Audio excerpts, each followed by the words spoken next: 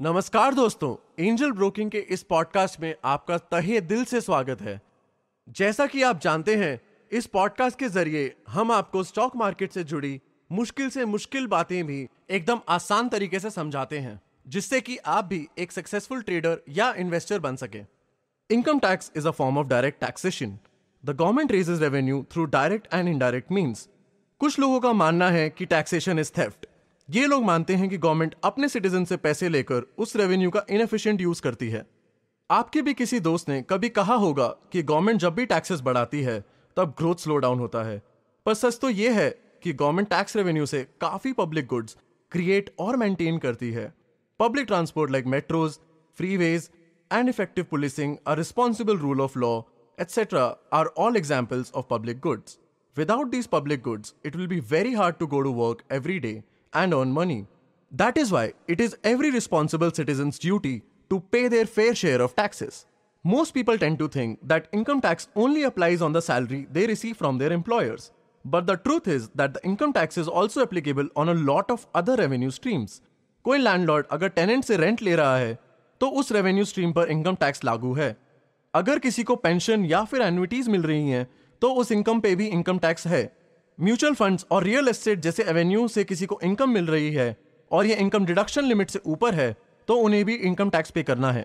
However, it should be kept in mind that the income tax is not applicable for people who redirect a part of their income into certain investment options.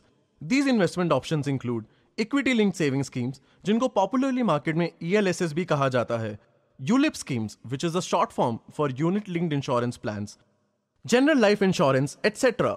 However, income redirected to these options is only tax exempt until the investments do not exceed 1.5 lakhs per annum. एक और चीज ध्यान में रखनी है, ये सब tax exemptions सिर्फ उन लोगों पर लागू हैं जो पुराने इनकम टैक्स सिस्टम के अंतर्गत अपने टैक्स रिटर्न्स फाइल करेंगे। जो लोग नए इनकम टैक्स कोड को फॉलो करके रिटर्न फाइल करेंगे वे एग्जेम्पशंस और डिडक्शंस का उपयोग नहीं कर सकते। पहले इनकम टैक्स पे करना काफी कम्बरसम होता था। Indian tax payers conveniently tax पे कर सकें इसलिए इंडियन गवर्नमेंट ने TDS, tax deducted at source, introduce किया। TDS is automatically deducted by employers when they transfer the salaries to their employees' bank accounts. This TDS is then paid by the employer to the government before the 7th of the subsequent month. अगर आपका tax liability annual TDS से कम या ज्यादा है तो आप form 26AS fill करके income tax return के साथ सबमिट कर सकते हैं। इस फॉर्म के थ्रू आप अपना रिमेनिंग टैक्स लाइबिलिटी क्लियर कर सकते हैं या तो फिर टैक्स रिफंड का क्लेम भी फाइल कर सकते हैं। बजट 2020 में फाइनेंस मिनिस्टर निर्मला सीतारमन ने ग्रोथ स्लो डाउन को काउंटर करने के लिए टैक्स कट्स इंट्रोड्यूस किए हैं। इन टैक्स कट से सबसे ज्यादा फायदा उनको हुआ है जिनकी annual income 5 lakhs to 7.5 lakhs के बीच में है। Under the previous system there tax rate was 20%.